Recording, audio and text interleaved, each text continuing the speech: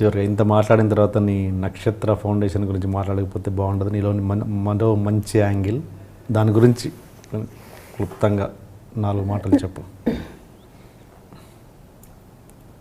4వ మాట ఎక్స్ప్లెయిన్ చేస్తాను. చిన్నప్పటి నుంచి సోషల్ సర్వీస్ అంటే నాకు చాలా ఇష్టం. సమాజంలో మంచి చెడు ఏదైనా మంచి చేయాలి ఈ ఆలోచన ఫస్ట్ నుంచి ఉండింది. ఇంటర్మీడియట్లో ఒకసారి మా లెక్చరరు అందరిని అడుగుతున్నాడు, నీకేం అవ్వాలని ఉంది, నీకేం అవ్వాలని ఉంది, నీకేం అవ్వాలని ఉంది అని. నేను లేచి చెప్పాను, ఆర్ఫనైజ్ హోమ్స్కి సపోర్ట్ చేయాలని ఉంది అని చెప్పా. అందరూ టీచర్ అవ్వాలి, అది అవ్వాలి, ఇది చెప్పారు.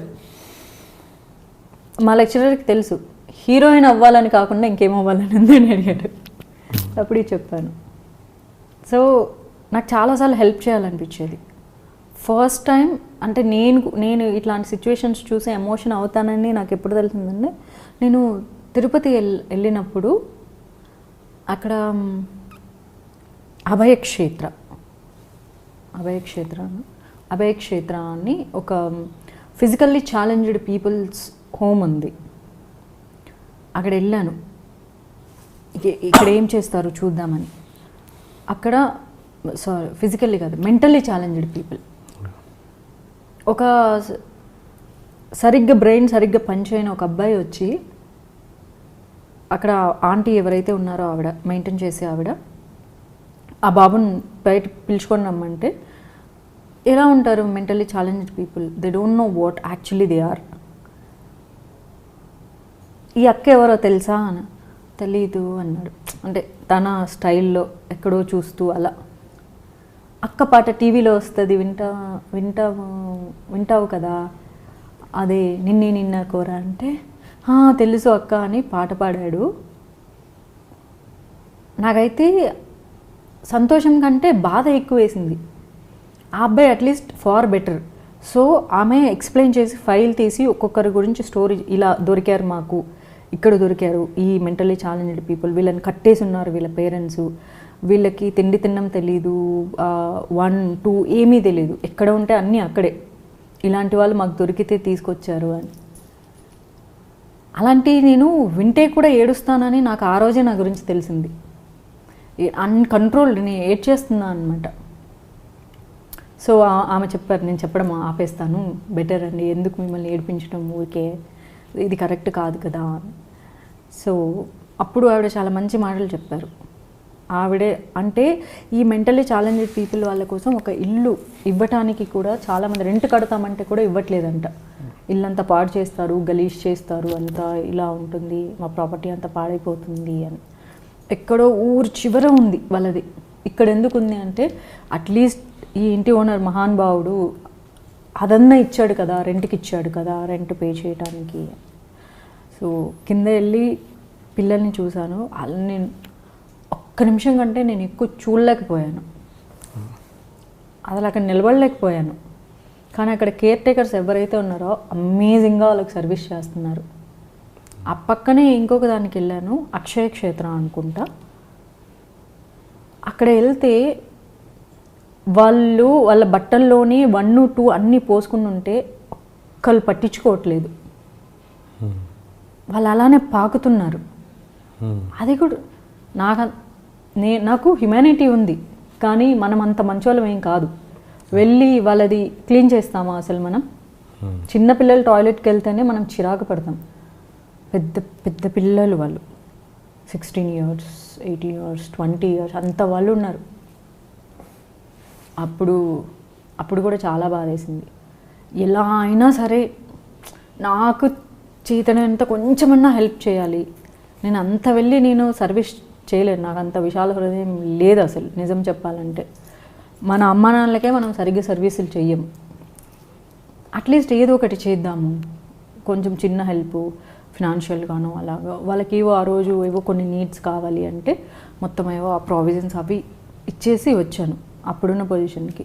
కానీ నాకు అలా ఏదైనా చెయ్యాలని చాలా ఆశ ఉండేది. కానీ ఎవరో ఒకరి దాంట్లో జాయిన్ అయ్యి నేను వాలంటీర్గా చేయడం నాకు అస్సలు ఇష్టం లేదు. అంటే వాళ్ళు నన్ను రూల్ చేస్తే నేను భరించలేను, రూల్ చేస్తే నేనే చెయ్యాలి, నేను రూల్ చేస్తే ఇంకొకటి వినాలి, అది నాకు ఇష్టం.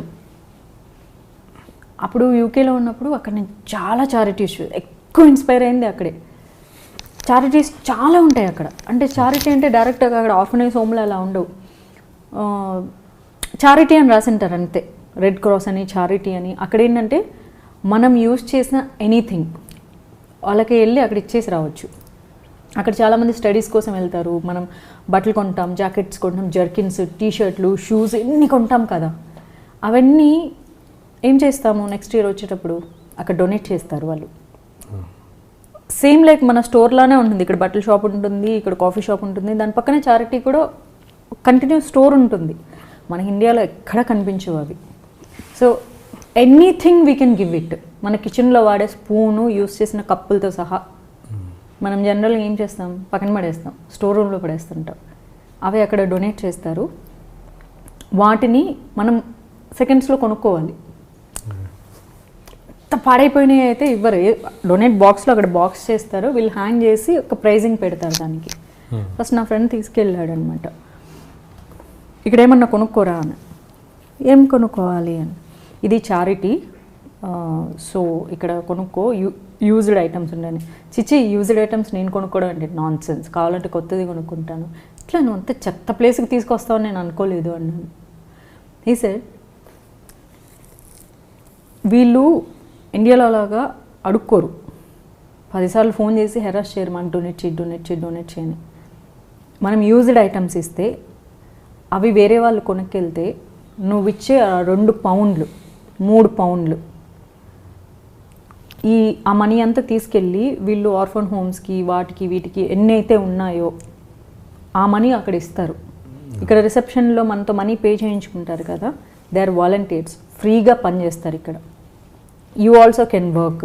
నీకు ఫ్రీ టైం ఉన్నప్పుడు నీ పాస్పోర్ట్ వాళ్ళకి హ్యాండ్ ఓవర్ చేసి నువ్వు అక్కడ రిసెప్షన్లో ఉండి ఒకరోజు నువ్వు సేల్స్ గర్ల్గా నువ్వు చేయొచ్చు. బిల్లింగ్ కౌంటర్లో నువ్వు కూర్చోవచ్చు. సో ఇక్కడ అలానే చేస్తారు. ఓ అవునా, సో నేనిచ్చే నువ్వు లోపల వేసుకుని కొనొద్దు. జర్కిన్లు చాలా మంచి ఉంటాయి ఇక్కడ. నువ్వు లోపలంతా టీషర్ట్లు వేసుకొని, వింటర్ కదా చాలా చలి ఉంటుంది, పైన వేసుకో, ఏమవుతుంది? వాళ్ళు ఫ్రీగా డబ్బులు ఇస్తే నువ్వు తీసుకో. నువ్వు ఐటమ్ కొనకుండా డబ్బులు ఇవ్వాలి, తీసుకోరు. డొనేషన్ బాక్స్ కూడా అక్కడ ఉండదు, టిప్స్ బాక్స్ ఉంటుంది. మనం బిల్ చేస్తేనే వేయచ్చు. ఆ కాన్సెప్ట్ నాకు బాగా నచ్చింది. సో అలా నేను కావాలని నేను డబ్బులు ఇచ్చాను. నేను అక్కడ నుంచి వెకేట్ చేసి వచ్చేటప్పుడు నా కొన్ని బంచ్ ఆఫ్ షూస్ 1 year వాడినవే కదా అక్కడ, నా జర్కిన్లు అన్నీ మళ్ళీ అక్కడ డొనేషన్ చేయమని మొత్తం వదిలేసి వచ్చేసాను. అది నన్ను బాగా ఇన్స్పైర్ చేసింది. ఇండియాలో కూడా దీన్ని ఇంప్లిమెంట్ చేస్తే బాగుంటుంది అంటే ఎక్కడ బాగుంటుంది? ఎవరిస్తారు మనకు? అంత మంచి లొకేషన్ ఏరియాలో ఒకరు ఎవడన్నా మనకి ఇస్తాడా షాపు? దానికి ఎన్ని వేలు రెంట్ కట్టాలి? సెకండ్స్ పెడితే ఎవడొచ్చి కొనుక్కెళ్తాడు? అక్కడ ప్రతి ఒక్కరు కొంటారు, రిచ్ పూర్ స్టూడెంట్ ఏం లేదు, normal. They knows that's a charity. Furniture కూడా దొరుకుతుంది చాలామంది సెకండ్ హ్యాండ్. ఇప్పుడు మనకు OLXలో కొంటారుగా, ఇట్స్ నథింగ్ లైక్ దట్. ఇచ్చేటప్పుడు మనం ఫ్రీగా ఇవ్వాలి. ఇల్లు వెకేట్ చేసి వెళ్ళిపోయేటప్పుడు చారిటీలో మొత్తం ఇచ్చేసి వెళ్ళిపోతారు. కబోర్డ్స్, సోఫాస్, కాట్స్, బెడ్స్ కూడా అవి వాళ్ళు అమ్ముతారు. సో అక్కడ 1 year స్టూడెంట్స్ స్టే చేయడానికి వెళ్ళినప్పుడు వాళ్ళు కావాలనుకుంటే అవి కొనేసుకుంటారు, మళ్ళీ చారిటీకి ఇచ్చేసి వెళ్ళిపోతారు. ఇక్కడ చాలా ఆలోచించాను, కానీ ఇండియాకి వచ్చాక నాకు అవ్వదనిపించింది. మనం అంత చేయాలంటే చాలా చేయాలి, చాలా టైం పెట్టాలి. సో అట్లీస్ట్ కొంచెం చిన్ని సహాయం అంటారు కదా, లైక్ రెయిన్ డ్రాప్. సో అప్పుడు చాలామందిని అడిగి ఒక ఫస్ట్ ఫుడ్ డొనేషన్ చేద్దాం అనుకున్నాం. హోటల్స్ నుంచి వేస్టేజ్ ఫుడ్ కలెక్ట్ చేసి దాన్ని డొనేట్ చేస్తే ఎలా ఉంటుంది అని 2 లాయర్లతో మాట్లాడాను ఫస్ట్ అఫీషియల్గా. వాళ్ళు చెప్పారు it's a good thought, but నువ్వు హోటల్స్లో ఎన్ని గంటలకు కలెక్ట్ చేసుకుంటావు? ఈవినింగ్ 4 o'clock అయితే కానీ మిగిలింది వాళ్ళు నీకు ఇవ్వరు. ఈవినింగ్ 4 o'clockకి నువ్వు ఎవరికి వెళ్ళి ఇస్తావు? You have to store it for dinner time వరకు. దాని తర్వాత నువ్వు వెతికి నువ్వు ఎప్పుడో వారానికి ఒకసారి ఫుడ్ పెడితే వారం అంతా మళ్ళీ వాళ్ళకి ఫుడ్ ఎవరు పెడతారు? పోనీ రోజు పెట్టాలంటే నువ్వు వాలంటీర్ హైర్ చేయాలి. ఫస్ట్ పాయింట్, వాళ్ళకి ఫుడ్ పెట్టి వాళ్ళని లేజీ ఫెలోస్గా నువ్వే తయారు చేస్తున్నావు. వాళ్ళు ప్రతిరోజు ఎదురు చూస్తారు ఫుడ్ పెడతామని. Second biggest thing, legally connected, నువ్వు 1000 మందికి ఫుడ్ పెట్టు, ఒక్కళ్ళకి ఆ ఫుడ్ పాయిజన్ అయితే, ఎందుకంటే ఫుడ్ స్టోరేజ్ అది తెలీదు, హోటల్స్లో ఎన్ని రోజులది పెడతారో, హాస్పిటల్లో పడితే నువ్వు చేసిన మొత్తం మంచి మర్చిపోతారు, నేను తీసుకెళ్ళి జైల్లో పెడతారు అఫీషియల్గా. ఇది నీకు ఓకేనా అన్నారు. దీని వెనక ఎంత పెద్దది ఉందా అంటే, ఒక మంచి వెనకంటే సమాజం ఎప్పుడు మంచిని గుర్తించదు.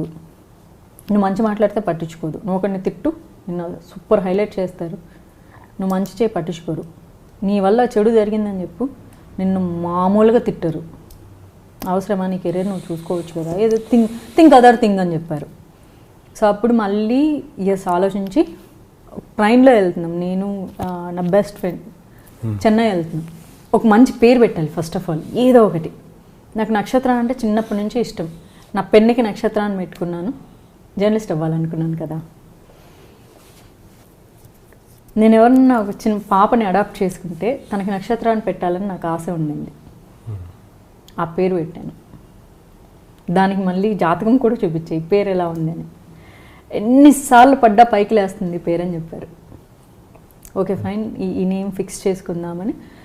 ఫేస్బుక్ జనరల్గా అందరు టైంపాస్కి యూస్ చేస్తారు, అది ఇది అంటారు కదా. ఇదే ఫేస్బుక్ నేను ఎందుకు వాడకూడదు అనుకున్నాను సర్వీస్కి. ఫస్ట్ టైం పోస్ట్ చేశాను, నక్షత్ర ఫౌండేషన్ మీటింగ్ కండక్ట్ చేస్తుంది దీనికి. దీనికంటే ముందు నా ఫ్రెండ్స్ కొంతమందికి ఎక్స్ప్లెయిన్ చేశాను, జస్ట్ ఇలా ఇలా ఉంది అంటే. ఏదో అంటారు కదా, కష్టం వచ్చినప్పుడే నిజమైన ఫ్రెండ్స్ ఎవరో తెలుస్తుందని. నక్షత్ర ఫౌండేషన్ స్టార్ట్ చేస్తున్నాను, I want to help poor people అని చెప్పగానే people stop talking to me. వాళ్ళు అనుకున్నారు నేను డొనేషన్స్ అడుగుతానని. నేనేం అనలేదు. ఫ్రెండ్స్ అందరూ మాట్లాడడం మానేసారు, దూరం అయిపోయి. ఏంటి వయసులో నువ్వు నీ చాదస్తం పనికిరాని పనులన్నీ చేస్తున్నావు, తిట్టిన వాళ్ళు తప్ప పోయిన వాళ్ళు ఎవ్వరు లేరు. నీకు వయసు అయిపోయిందా, ముసల్దానం అయిపోయా, ఏంటి చారిటీలు అన్నారు. ఆ టైంలో నా బెస్ట్ ఫ్రెండ్కే చెప్పాను. అదే నా పక్కనే ఉండింది కదా నేను పేరు పెట్టేటప్పుడు. ఇంకో ఫ్రెండ్కి కాల్ చేశా, తన పేరు సీను. నువ్వు ఏదంటే అది మ్యాథ్స్, నువ్వేం చేస్తే నేను సపోర్ట్ చేస్తా అన్నాడు. తర్వాత ఉన్న ఫ్రెండ్స్ అంతా పోయి వేరే ఫ్రెండ్స్ ఫోన్ చేశారు, మేము సపోర్ట్ చేస్తామన్నారు. నేను నెగ్లెక్ట్ చేసి వదిలేసిన ఫ్రెండ్స్ వాళ్ళు, వీళ్ళతో ఫ్రెండ్షిప్ నాకేంటి అని, మేము సపోర్ట్ చేస్తామని వచ్చారు. సో ఆ తర్వాత మీటింగ్ పెడితే 100 మంది మెసేజ్ పెట్టారు. అలా రోజు రోజుకి తగ్గుతూ వచ్చింది. సో ఒక డేట్ ఫిక్స్ చేసి వదిలేసామన్నమాట. ఈరోజు నక్షత్ర ఫౌండేషన్ మేము ఇనాగ్రేట్ చేయాలనుకుంటున్నాం. సో ఇప్పుడు జూన్ 27 మీటింగ్ పెడుతున్నాం రండి అని. వస్తాం అని రోజు చాటింగ్లు చేసిన వాళ్ళు మేము ఎక్స్పెక్ట్ చేసాం 5 మంది మీటింగ్కి వస్తే అసలు ఎక్కువ అని. ఎందుకంటే ఎవరు రారు కదా మంచి పనికి. 6 మంది వచ్చారు. సో అండ్ నా ఫ్రెండ్స్ కాకుండా 6 మంది వచ్చారు. వి ఫెల్ట్ హ్యాపీ, అట్లీస్ట్ ఒక నంబర్ పెరిగారని. మాకు తెలుసు వాళ్ళల్లో 2 డ్రాప్ అయిపోతారని. ఆబ్వియస్లీ 3 డ్రాప్ అయిపోయారు, 2 ఏమో ఉన్నారు. ఫస్ట్ మేమంతా డిస్కస్ చేసుకోవాలి కదా, ఏం చేద్దాం, ఫస్ట్ ఏం చేస్తే బాగుంటుంది. మన దగ్గర బడ్జెట్ ఎవడు ఇచ్చేవాడు లేడు, నేను పెట్టాలి బడ్జెట్. అంతా డిస్కషన్, సలహాలు ఇస్తారు అంతే. ఓకే అయితే తలసేమియా వాళ్ళకి బ్లడ్ డొనేషన్స్ చేద్దాము, they are searching for blood. Okay, so first అలా ఈవెంట్ చేసి ఫేస్బుక్ త్రూనే మేము డోనర్స్ని తెచ్చాం. వచ్చి బ్లడ్ ఇవ్వండి అని రిక్వెస్ట్ చేస్తే ఫేస్బుక్ నుంచే వచ్చారు అందరూ, పర్సనల్గా ఎవరు రాలేదు. నా ఫ్రెండ్స్ 11 మంది, 9 మంది బ్లడ్ ఇచ్చారు ఫేస్బుక్ నుంచి. అలా మేము తర్వాత మళ్ళీ కొన్ని పాయింట్స్ యాడ్ చేసుకున్నాం, బ్లడ్ డొనేషన్స్ అవి కొన్ని చేశాక ఆపాము. ఇంకా ఏమైనా హెల్ప్ చేద్దాం, ఏదైనా మంచి చేద్దాం. ప్రపంచంలో ఇన్ని ప్రాబ్లమ్స్ నేను ఒక్కదాన్ని సాల్వ్ చేయలేను, let's focus on one thing. Either medical support చేద్దాం, లేకపోతే orphans, blind schools, old age హోమ్స్కి సపోర్ట్ చేద్దాం. స్మాల్ నీడ్స్ సపోర్ట్ అంటే ఇప్పుడు పిల్లలకి బుక్స్ కావాలి, పెన్స్ కావాలి ఆర్ఫన్ కిడ్స్కి, మనకు అది చాలా చీపెస్ట్ థింగ్. ఆఫ్టర్ ఆల్ వాళ్ళకి అది చాలా బిగ్గెస్ట్ థింగ్. వాళ్ళ రైస్, వాళ్ళ ప్రావిజన్స్, అవి smallest things for them. It's a food. So అలాంటివి ఏమన్నా చేద్దామని. అండ్ నేను రిజిస్ట్రేషన్ చేయించలేదు, నాకు ట్యాక్స్ ఎగ్జంప్షన్ లేదు కాబట్టి చాలామంది ఫండ్స్ ఇవ్వలేదు. బట్ నేను బ్లడ్ డొనేషన్స్ చేసినప్పుడు స్టార్టింగ్ అమెజాన్ ఇండియా వాళ్ళకు ఒక వింగ్ ఉంటుంది కదా సోల్ సర్వీస్ చేయడానికి, వాళ్ళు సపోర్ట్ చేస్తామని వచ్చారు. But they need all the documents. నేను ఏ డాక్యుమెంట్స్ పెట్టుకోలేదు because I just want do service అనుకున్నాను అంతే. ఇప్పటికీ అంతే. ఓకే, చచ్చిపోయే వరకు ఉంటుంది, నేను పోయే వరకు. దీని ద్వారా ఏమైనా చెప్పాలనుకుంటున్నాం పబ్లిక్కి నక్షత్ర ఫౌండేషన్ గురించి ఏదన్నా? ఏం చెప్తానండి, బీయింగ్ హ్యూమన్ అంతే. ఓకే, ఈ ఫేస్బుక్లో ఏ పేజ్ మీద నక్షత్ర ఫౌండేషన్ అనే ఉంటుంది ఫేస్బుక్లో. అనేది కొత్తగా జాయిన్ అవ్వాలనుకుంటున్న వాళ్ళకి అలా ఏమీ అవసరం లేదు. నేను ట్యాక్స్ ఎగ్జంప్షన్ సర్టిఫికేట్ నాకు వచ్చిన తర్వాతే డొనేషన్స్ అడుగుతాను. ఇస్తే ఆ మనీని చాలా సిన్సియర్గా ఖర్చు పెడతాను. మొత్తం మన డబ్బులే ఖర్చు పెట్టాలంటే అవి 4 రోజులకు కూడా రావు. రెయిన్ డ్రాప్స్ అన్నాను కదా, అలా అందరి చేతులు కలిపితే కొంతమందికి చిన్న సహాయం చేయగలను, అదే ఆశ. ఇంట్రొడక్షన్ కొంచెం హెవీగా ప్లాన్ చేశాం సార్. అసలు ఏంటి అన్యాయం, ఏంటి దౌర్జన్యం? 3 రోజుల నుంచి మోసం ఉన్నట్టున్నాయి మొక్కలు. ఎవర్రా మీరు? జూనియర్ ఆర్టిస్ట్ ఉన్నది కూడా లేదు కదా, ఎక్కడ పట్టాడు రా బాబు వీడిని? I love you. పోతారా రే, నాశనం అయిపోతారు. జిమ్మి అన్నారేమి? ఇదే సార్ జిమ్మి. అవులే ఆన్లైన్ అవుపిస్తున్నా నీకు. Hey where are the couple, I want to shoot. ముందు కలర్ తెలెట్టుకుని మా కండిషన్ చూడరా Kaabil. So please do subscribe to Lolo K please. iDream 1 million subscribers ki reach ayindandi. Congrats to iDream Media on reaching 1 million subscribers. iDream Media on 1 million subscribers reach Sangu. All the best and congratulations to you. Congrats iDream. Keep up the good work and continue to entertain.